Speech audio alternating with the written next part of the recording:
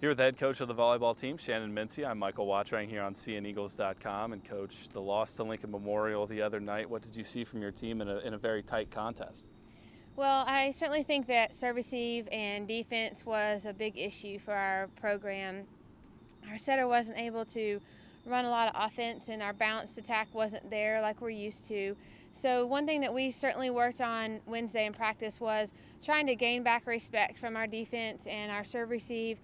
Being able to run the middle is something that we want to focus on. Harper and Lauren and Emily have done a great job on the pins, being dominant attackers. I'm hoping that Kiana and Jaleesa this weekend can really step in and be effective for us. You mentioned the setter, Kristen Pickett. She's been excellent for you of late, averaging over 10 assists per set over the last 3 matches. What have you seen from her and her maturation? You know, Kristen gives so much energy to our program, and it seems like on a daily basis she does what I ask her to do.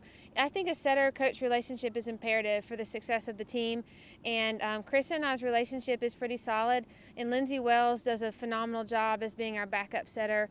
I couldn't say more great things about what Lindsay brings to our team as well. And she kind of plays in the shadow of our program. She's got to be ready. If we do run a 6-2, Lindsay's got to be ready to run in. And then if Kristen happens to be injured, Lindsay's got to be our starting setter. And Lindsay's in the gym a lot working out. So both of my setters, I couldn't be more pleased with them.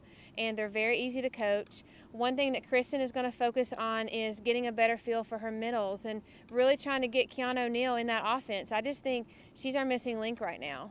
You mentioned the middles. Kiana's a sophomore, Jaleesa's a freshman, and anytime you have that inexperience up there, it's difficult to get them in the flow. How have you tried to do that this week and this season to get them ready?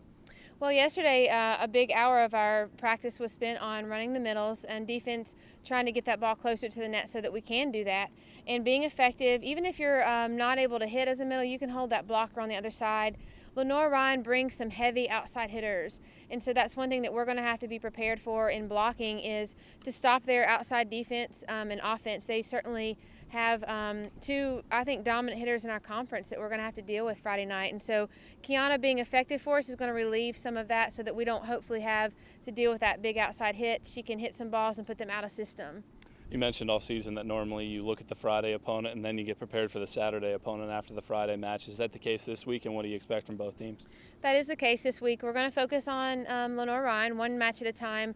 We certainly don't want to look ahead and put all eggs in 2 baskets. We just throw it all in one and work on Lenoir-Rhyne. It's fun for us to play them. They have a fun environment. In past history, most of our matches have gone to 5 sets. I think if you look back over the course of 5 years, Coach Markle and I will probably joke before the game and say, do you want to just start with the fifth set? But I'm looking for energy from my team. You know, we had a loss against Queens on Saturday that was unexpected to us, and then a loss against LMU. We didn't play as we would like to. So in sports, there are times when you lose and you play well and you can learn from that, and I don't think Tuesday night was the case. I think that Tuesday night we just didn't show up as we would have liked. So I'm hoping that Friday we can get a little bit of a Carson-Newman Eagle offense and defense going together. Last week you changed things up with the practice schedule, and now this week you're on the road again, and that's been the theme really of what seems like the last month and a half. Mm-hmm. You guys have been on the road. How do you continue to keep the girls focused? Well, and I was just talking with our athletic director, Alan Morgan, about our schedule this year. It seems that we're gone for 20, 25 days at a time before we come home. That's one thing that I think loses student interest. I hope that next year our schedule isn't that way.